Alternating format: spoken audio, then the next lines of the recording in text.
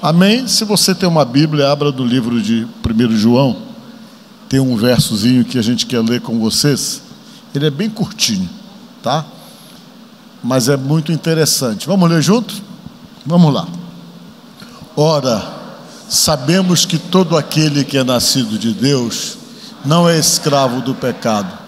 Antes, aquele que nasceu de Deus o protege e não permite que o maligno o possa tocar.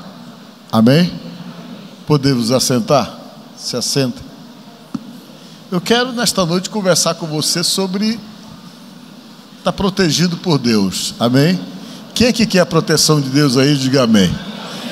Todos nós queremos. Amém?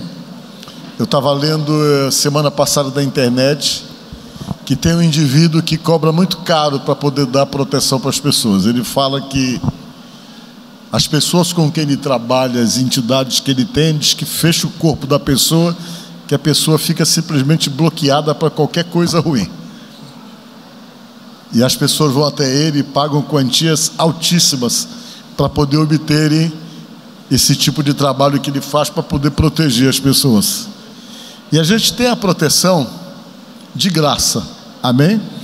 A proteção de graça, porque vejam bem, essa proteção que é prometida é uma proteção que é prometida através de alguém com quem ele se relaciona no mundo espiritual, que pode proteger exatamente as pessoas daqueles que são mais fracos do que ele. Mas aí a verdadeira proteção você tem que buscar em alguém que seja mais forte do que todos. E se você procurar a proteção desse que é mais forte do que todos, que eu vou falar para vocês aqui nesta noite, você vai estar de fato segura. Porque ele, para fazer isso, ele só pede uma coisa: que você venha nascer de Deus. É o que nós vamos aprender aqui nesta noite. E a palavra diz, por exemplo, que ele é o maior. Se ele é o maior que está com você, a palavra de Deus diz que não importa quem esteja maior no mundo ou em qualquer outra situação espiritual, o importante é que ele é o maior. Amém? Pelo menos é o que diz aqui a palavra de Deus, que maior é o que está em nós do que o que está no mundo, diz a palavra de Deus, tentando passar para nós essa segurança de que é bom andar com Deus, porque ele é o maior do que qualquer outra coisa que exista. Tudo vai estar sempre abaixo de Deus, porque Deus é a força, é a proteção maior. Diga glória a Deus. Então você precisa se segurar realmente nessa proteção. O Senhor Jesus Cristo, quando ele esteve aqui, ele tinha conhecimento de tudo o que acontecia no mundo espiritual, naquilo que não é visível aos seus olhos, daquilo que você não percebe. E por ter esse conhecimento, ele começou então a passar para nós ensinamentos que estão na palavra de Deus. E esses ensinamentos passados por ele eram ensinamentos que visa preparar você exatamente para quê? Para você realmente se sentir protegido e se sentir em condições de poder batalhar no mundo espiritual, ou até mesmo neste mundo físico, e se sentir de fato protegido. E quando ele falou de proteção, ele falou porque ele sabia de todos os riscos que uma pessoa pode correr. Se não houvesse risco, ele não estava preocupado em dar proteção para alguém, ensinar você a se proteger, a ensinar você a se resguardar. Mas como ele é Deus e percebia e sabia quais eram os riscos que você podia estar correndo, ele começou então a dar ensinamento e a dizer: olha, se comporte assim, procure agir dessa forma, porque se você agir dessa forma, você vai se blindar contra tudo aquilo que representa um perigo, contra tudo aquilo que representa uma ameaça para a sua vida. Você então vai estar simplesmente blindado contra tudo aquilo que possa de fato representar uma ameaça. E quando você olha a Bíblia, você percebe que a Bíblia qualifica como ameaça muitas coisas. Coisas que estão no que é perceptível, que está no mundo físico. A palavra de Deus nos promete nos guardar do homem mau, diz a Bíblia. É o que a Bíblia diz. A palavra de Deus fala, por exemplo, que quando nós orássemos, nós não esquecêssemos de falar e pedir para Deus, para Ele nos livrar do mal. Isso aí Ele falou na oração do Pai Nosso, que a gente costuma orar constantemente.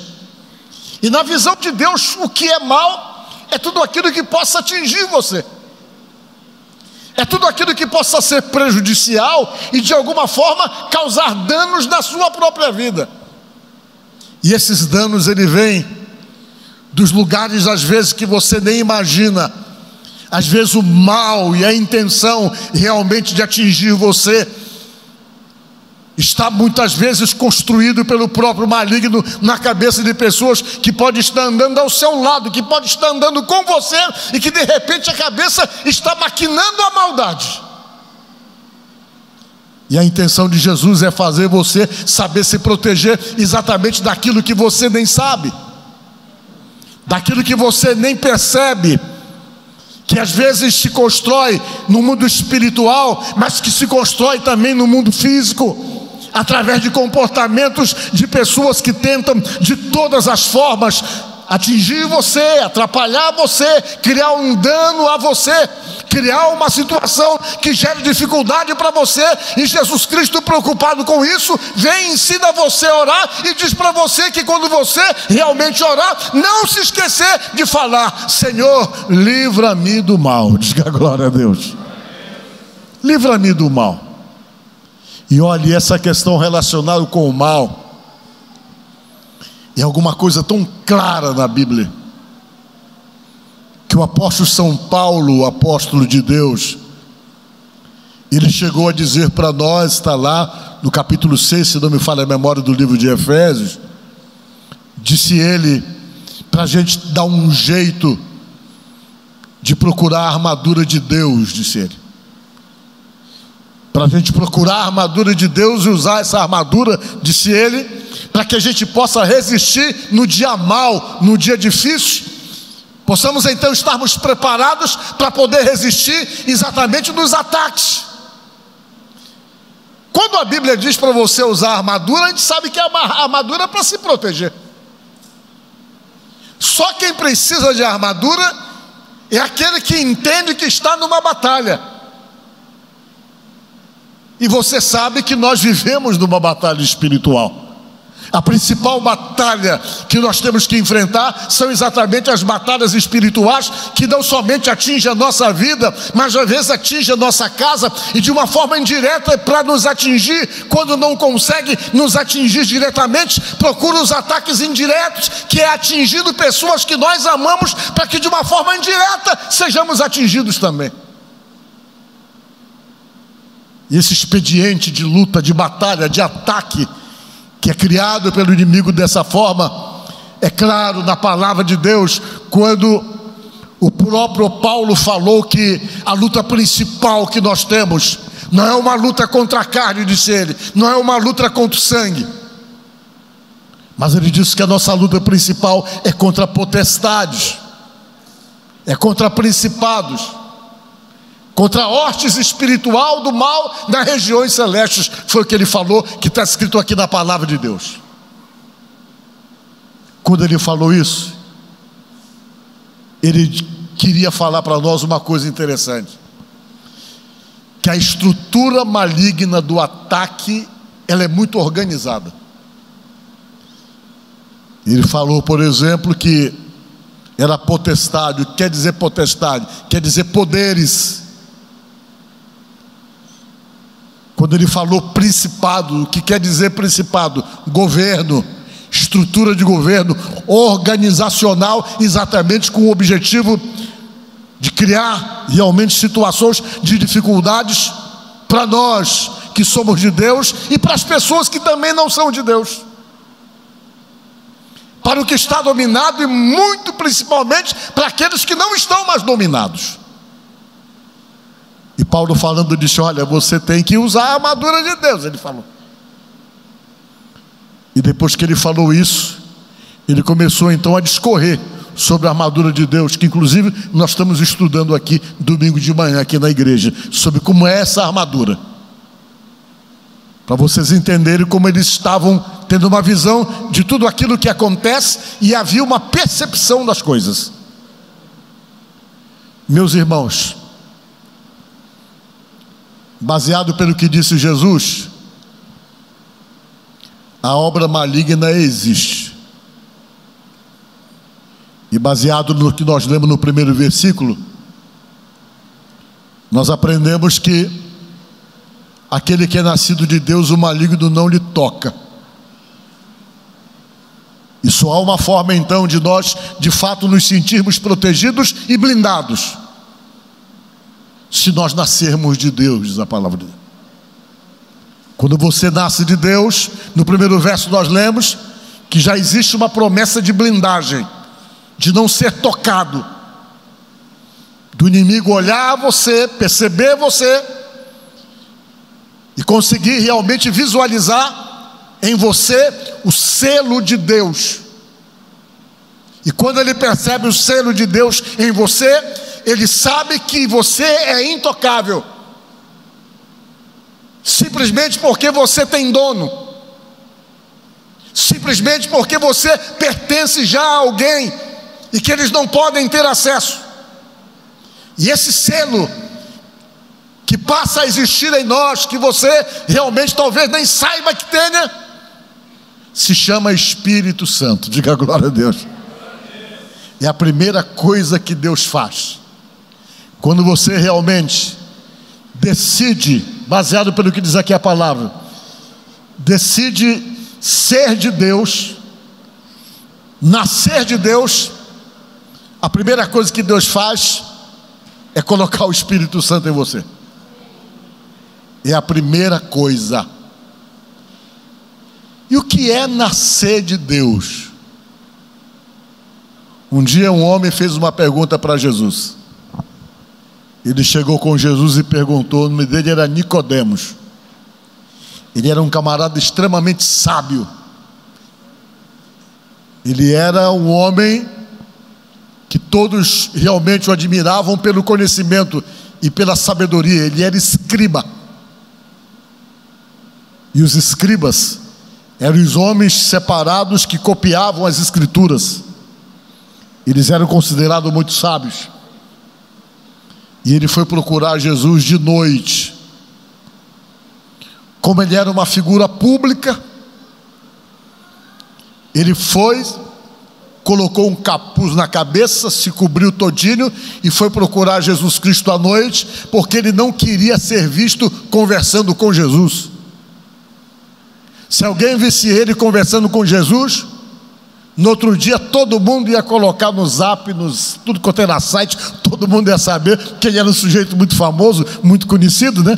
E o Zap daquela época era o boca a boca, ia se espalhar. Olha, o homem que é realmente mestre da lei, o camarada estudado e que conhece a lei judaica, que conhece tudo sobre a lei, foi lá fazer pergunta para Jesus.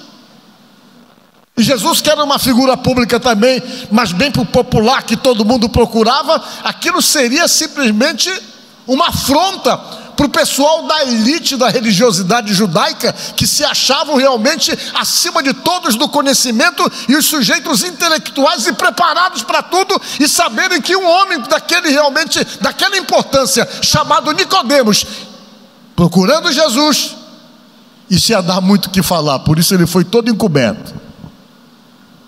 Ele chegou lá com Jesus, diz a palavra de Deus, e perguntou: mestre,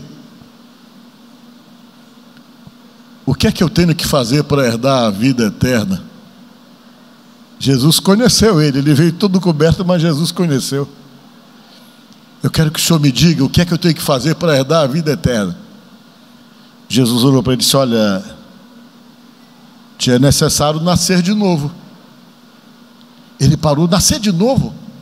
Mas como isso? Eu vou ter que voltar para a barriga da minha mãe para nascer de novo, é isso? Aí Jesus tirou onda com ele. Rapaz, tu é mestre da lei e tu não sabe disso? Você é mestre da lei e não sabe disso? Olha só o que ele falou. O verso seguinte. Olha Jesus aí, zoando com a cara do teólogo lá. Olha ele.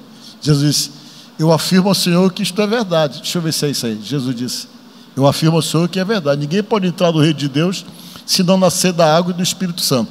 O outro, eu acho que quem nasce de pais humanos é um ser de natureza humana. Quem nasce do Espírito é um ser de natureza espiritual.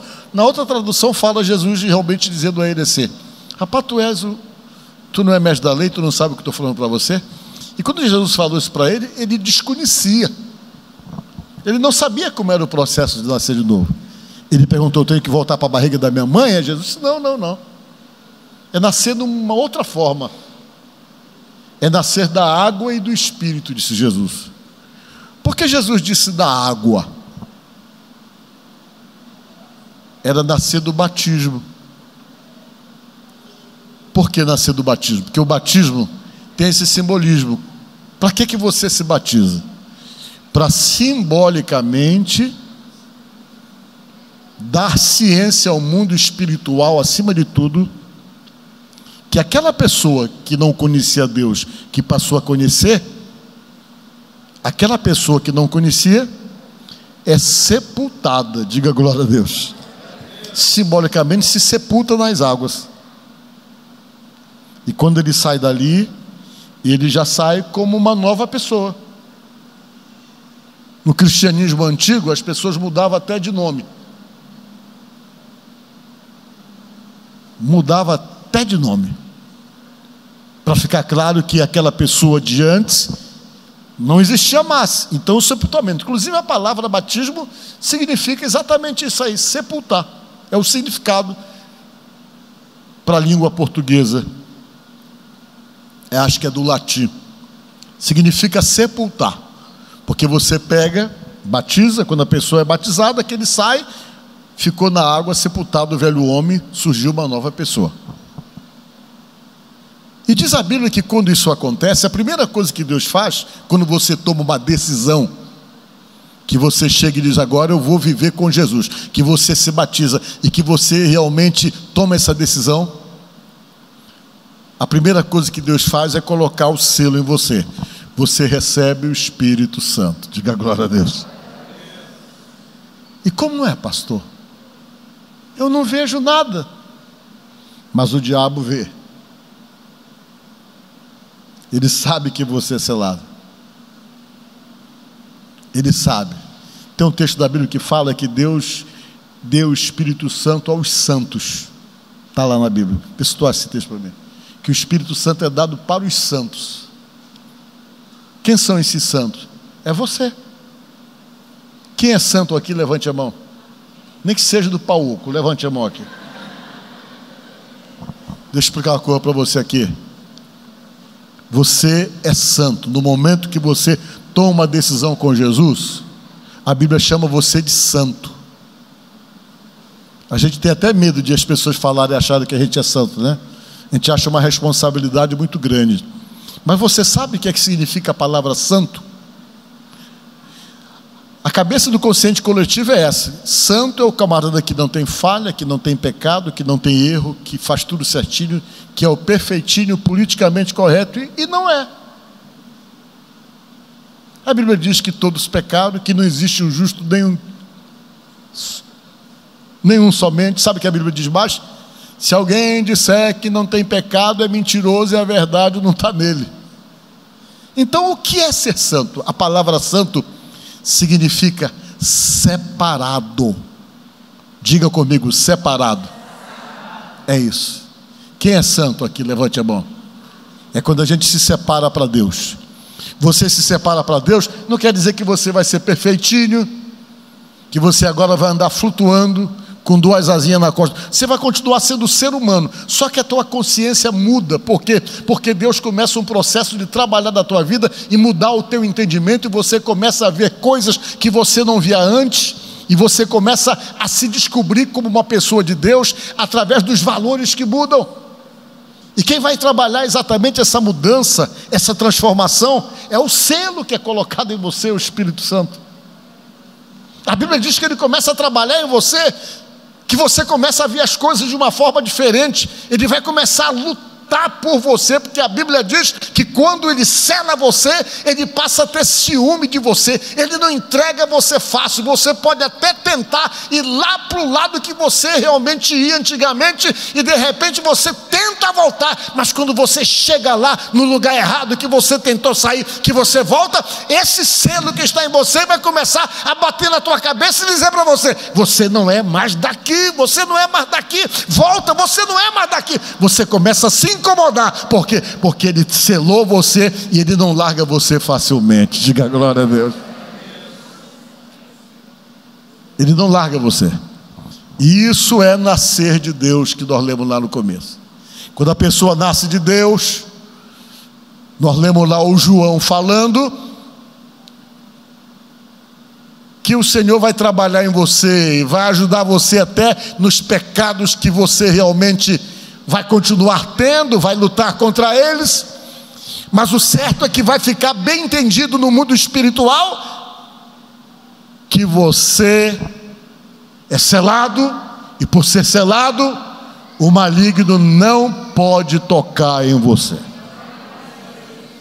Eu acho que não tem fechamento de corpo melhor do que esse aí, não.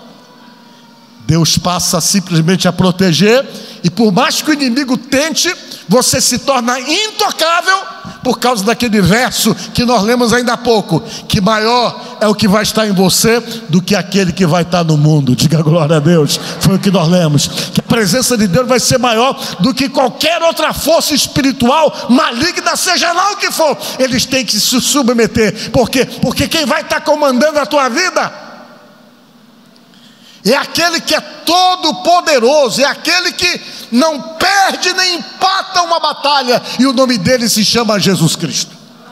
E a palavra de Deus diz que o nome dele é o nome que está acima de todos os nomes, o nome de Jesus. E quando essa proteção vem e reveste você, você começa a descobrir o poder que você tem, não porque você é poderoso, mas porque ele está em você, o Espírito dele está em você, e esse Espírito renova você, levanta você, não deixa você caído. Quando você pensa que você está fraco, você está forte. Quando você cai, você levanta. Por quê? Porque ele vai estar em você para te levantar e para te fortalecer. É o Espírito Santo, que diz a palavra de Deus, que sela. O Espírito Santo, no qual foste selados para o dia da redenção. Amém? Maior que está em nós. Achou o verso do... Olha aí. Como é que está escrito aí? Nisto conhecemos que estamos nele, e ele em nós, pois que nos deu do seu Espírito. Aí você está selado. Às vezes as pessoas olham para você: eu não sei o que está vendo, tu está tão diferente. Você diz: não, estou do mesmo jeito. Você está diferente. Não sabe o que é. Às vezes nem você acha que você está igual, mas as pessoas começam a olhar para você e começam a ver diferença. Porque quando o Espírito de Deus entra na gente começa a ficar diferente. Quando ele está na gente, as atitudes mudam, a gente começa a ficar bem mais sereno, e a nossa cabeça muda muito, e Deus começa a ter influência sobre nós. Diga glória a Deus. Aí você se torna uma pessoa poderosa, por causa dele que está em você. Eu descobri que eu tinha poder do Espírito Santo uma certa vez, faz muito tempo. Foi em 1976. Eu tinha 20 anos, eu me tornei pastor. Eu saí da escola lá de teologia, me tornei pastor, e naquela época, em 1976, eu me apresentei para o líder da igreja, né? Ele falou: olha, você vai para um lugar. E a gente ia trabalhar, não ganhava nem um tostão, não. A gente só ganhava o café, o almoço e a janta, e uma roupinha de vez em quando para a gente vestir para poder ser missionário. Você não podia estar pensando muito, você ia sabendo disso, que era assim naquela época. E você não escolhia lugar para ir, não. Você ia para onde você era direcionado para ir. E você se tornava pastor, a primeira coisa que você tinha que fazer, você tinha a missão de, em 4 anos, abrir uma igreja, plantar uma igreja. Em 4 anos, para você poder passar ao aspirantado, que seria a próxima posição que existe dentro da igreja. Você começa como pastor obreiro credenciado, era licenciado na época, aí tinha que abrir uma igreja, tinha que ficar durante 4 anos sendo experimentado, e quando chegava aspirante, eram essas exigências que você tinha para poder abraçar o ministério. E a primeira missão minha foi essa. O pastor chegou e disse: você vai viajar, você vai para a Imperatriz. Sou de Belém, e a igreja me mandou para a Imperatriz. Para quê? Para trabalhar com outro pastor de auxiliar, pastor Romildo de Oliveira, fundador da igreja quadrangular aqui no estado do Maranhão. Ele fundou a igreja aqui no Maranhão em 1974. Em 76 eu fui trabalhar com ele. Ele era de Santa Catarina. Pai na fé do pastor Parisotto, seu tio, você sabe disso, né? Um homem muito usado por Deus. A família dos Parisotto eram religiosos desde cedo, coroinhas, daquele tipo que... italiano, né? Italiano. Família do pastor, do nosso irmão Sidney aqui. O tio dele é o presidente da igreja quadrangular lá em Santa Catarina. E eles eram mesmo italianos, tinham uma outra religião. E um dia a esposa desse pastor, do pastor Parisotto, como é o nome dela? É dona Noeli Parisotto. Ficou com câncer. Um câncer terminal. Câncer terminal. Parisotto fez tudo quanto foi tipo de promessa, eu ouvi ele falando, para que a mulher ficasse curada, e a mulher não ficou curada. Já ia morrer. Ela é viva até hoje. E isso tem mais de 60 anos, essa história que eu estou contando, né? Aí esse pastor que abriu a igreja aqui do Maranhão foi lá orar por ela. Orou por ela. Fez uma oração por ela. Você sabe o que aconteceu? Ela foi curada instantaneamente, não foi? Está aqui o testemunho que ele sabe disso aqui. A tia dele foi curada instantaneamente. O Parisotto se converteu depois disso aí. Se tornou cristão evangélico. Se tornou pastor. E hoje é pastor de uma das maiores igrejas da quadrangular do Brasil, que é lá em Santa Catarina, na cidade de... como é o nome da cidade? Chapecó. Ele já está idoso já. Ele já deve estar com 80, não está? 80 anos. 80 anos. E houve essa cura, porque esse homem, esse pastor, ele era muito usado, ele já faleceu. E eu fui para trabalhar com ele. Eu vi Deus operar tanto milagre que eu nunca tinha visto na minha vida Deus usar um homem assim. Quando foi um dia, chegou um carro com uma família inteira da igreja lá em Imperatriz. A família chegou e disse: "Ó, nós trouxemos essa senhora aqui para o senhor orar nela." E ele, pois não. Na hora do culto, ele foi orar na mulher. Quando ele orou na mulher, a mulher caiu possessa com um espírito maligno, endemoniada, caiu no chão. Quando ela caiu no chão, bateu um mau cheiro que ninguém conseguia entender. A fisionomia dela mudou completamente, as orelhas dela cresceram. Foi uma coisa estranha, eu nunca tinha visto aquilo. Ele foi lá, orou na mulher e expulsou o demônio da mulher. "Sai no nome de Jesus." A mulher voltou ao normal. Aí a família: "Poxa, obrigado, eu vou levar ela para..." E não, vocês não vão levar ela para casa. Ele falou assim: "Ela vai ficar na minha casa durante 1 mês. Porque eu expulsei o demônio dela, mas se eu não colocar Jesus na vida dela, o demônio vem, entra e volta para a vida dela." E a libertação, ele explicou, ela só acontece na vida de uma pessoa quando a pessoa se envolve com a verdade. Não é a libertação, alguém orou, expulsou, que a pessoa já está liberta. Não, depois que sai, a pessoa tem que ocupar a vida com Jesus. Por isso que Jesus disse: quando o espírito imundo sai de uma casa, ele anda por lugares áridos procurando lugar para repousar. Com o passar do tempo, ele volta para visitar aquela casa que somos nós. Disse Jesus que ele volta, só que ele não vem sozinho. Ele traz consigo outros 7 espíritos piores do que ele. E vem e vão naquela casa. Se aquela casa estiver limpa e ornamentada, disse Jesus, eles vêm e entram novamente. Por quê? Porque Jesus limpa, mas a pessoa não ocupa com a presença do Espírito Santo. E o demônio vem e entra. E disse Jesus que o último estado da pessoa passa a ser 7 vezes pior. Está aí. Vamos ler? Quando o espírito imundo sai de uma casa, para os irmãos lerem aqui, para saber que está na Bíblia. Jesus já avisou isso aí. Está avisado há 2000 anos como é o modo operandi do maligno. O modo operandi é esse: o sujeito vem para a igreja, pensa que está abençoado, que não ocupe a vida com Jesus para ver se tudo não volta. Tem que ocupar a casa com a presença de Jesus. Jesus disse isso aqui. Deixa eu ver se eles acham aqui. Só para vocês lerem, para a gente acompanhar o raciocínio. Tá certo? E voltando à história dele, ele disse: não, ela vai ficar na minha casa. Ele levou ela para a casa dele. Eu era auxiliar dele. Ele acordava às 6 horas da manhã, botava ela numa mesa, dava uma Bíblia para ela, e ele pregava uma Bíblia e começava a ensinar ela sobre a palavra de Deus. Ensinava. Ele ficou um mês ensinando ela. Ela tomou uma decisão com Jesus, ocupou a vida dela. Ele olhou e disse: agora ela está pronta para voltar para casa. E me chamou assim: vem cá, Paulo, você vai levar ela em casa. Ela era uma senhora de uns 50 anos, 45 anos, eu calculo mais ou menos. E eu fui levá-la em casa. Naquela época ela morava numa cidade chamada Montes Altos, aqui no Maranhão. E eu levei ela num jipe.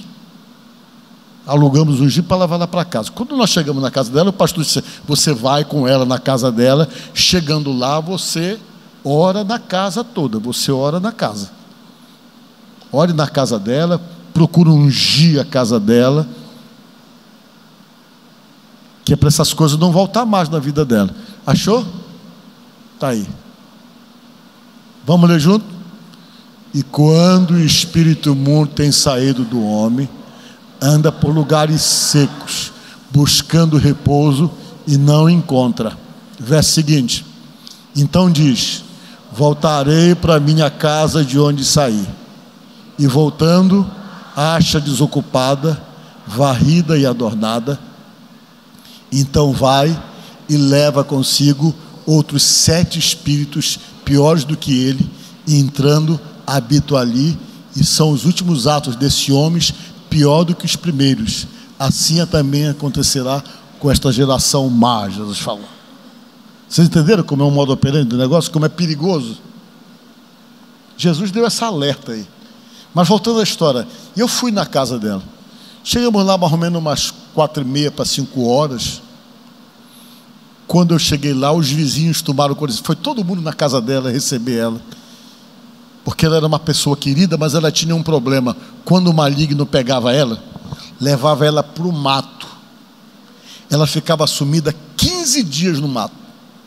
Depois de 15 dias ela aparecia como se não tivesse acontecido nada. O marido colocava mateiro para correr atrás. Todo mundo ia procurava, ninguém achava. Depois de 15 dias ela aparecia em casa como se não tivesse acontecido nada. O marido, desesperado com isso, que toda vez que ela ficava incorporada acontecia isso, levou ela na igreja e o pastor fez esse trabalho com ela. Para ela se libertar, se cumpriu aquilo que está lá em João: e conhecereis a verdade vos libertará. O que liberta não é uma oração, o que liberta é você conhecer a verdade e se envolver com a verdade. E essa verdade se chama Jesus Cristo, porque foi ele que disse assim, está lá em João 14,6: eu sou o caminho e a vida. Vocês estão entendendo?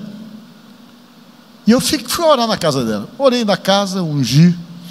Aí os vizinhos todos vieram. Quando eu vi, mais ou menos umas 7 da noite, tinha um monte de gente na casa dela. Um monte.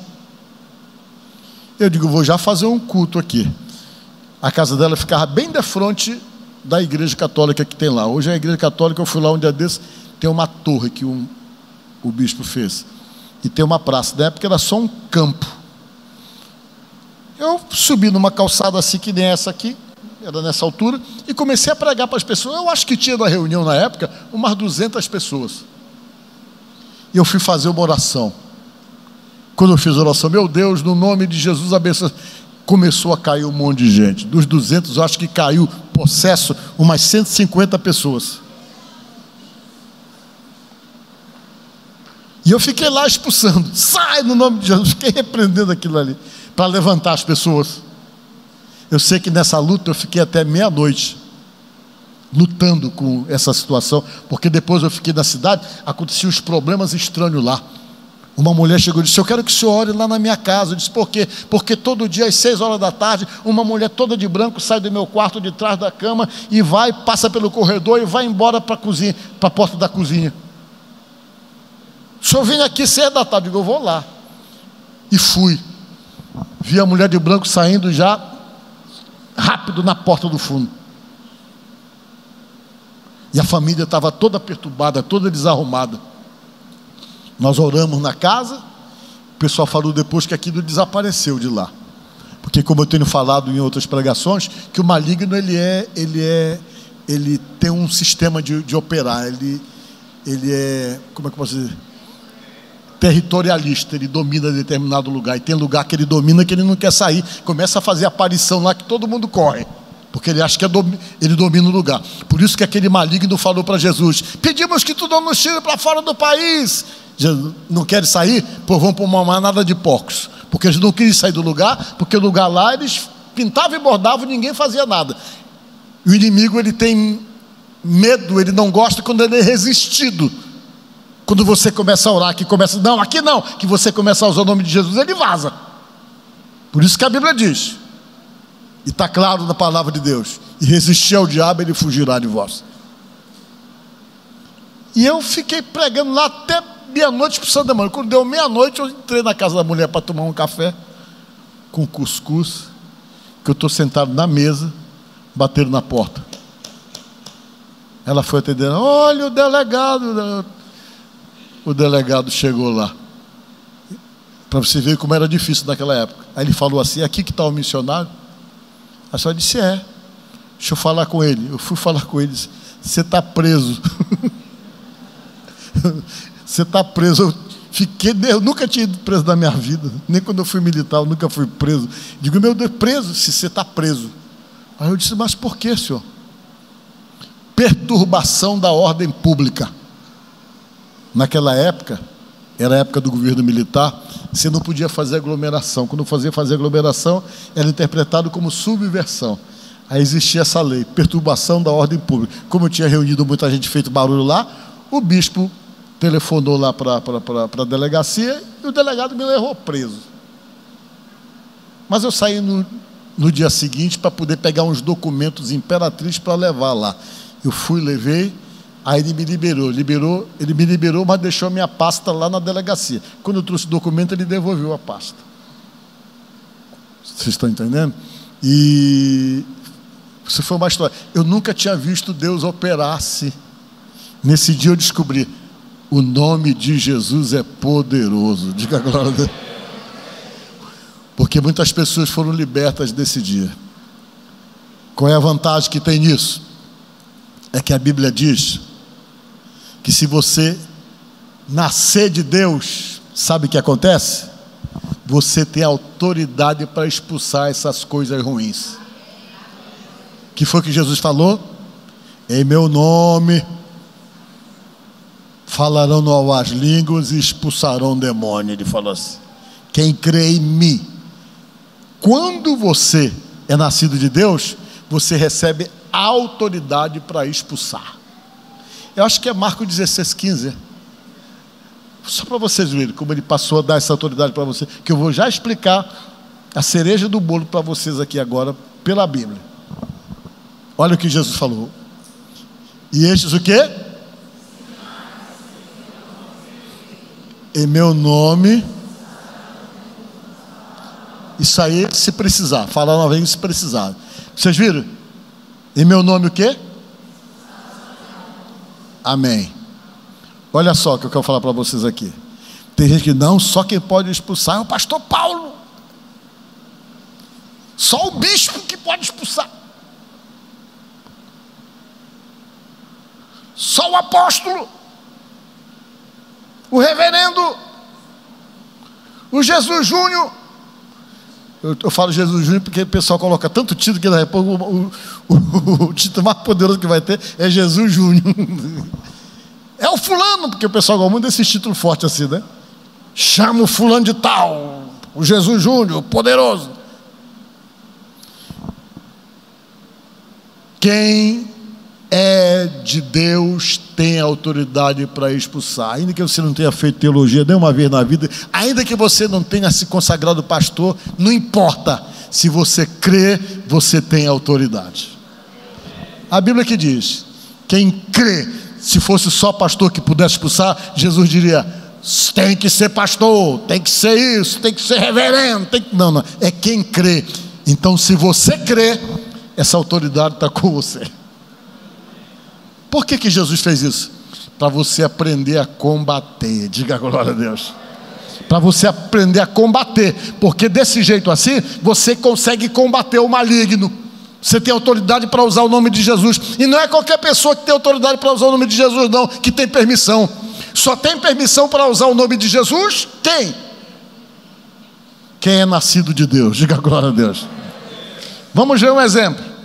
Os filhos de Seva, os 7 filhos de Seva. Quem era Seva? Seva era um camarada que ajudava o sacerdote. Era um camarada que trabalhava lá com o sacerdote da religião judaica. Eles eram exorcistas ambulantes. O que é exorcismo? Qual é a diferença que existe em ser exorcista e expulsar demônio no nome de Jesus? Tem muito. O exorcismo, ele é praticado assim, uma pessoa está dominada pelo espírito maligno, a pessoa vem, tira aquele capeta no chicote ou na vara, bate na pessoa, até a pessoa ficar livre daquele capeta. Inclusive, existem na Igreja Católica padres que são especialistas nisso, de fazer exorcismo. Uma forma de tirar o espírito do corpo da pessoa através da dor, né? Uma das formas que as pessoas fazem como exorcismo, alguém está tomado por um espírito, tem pessoas que fazem o quê? Pega aqueles galhos de peão roxo, você já viu?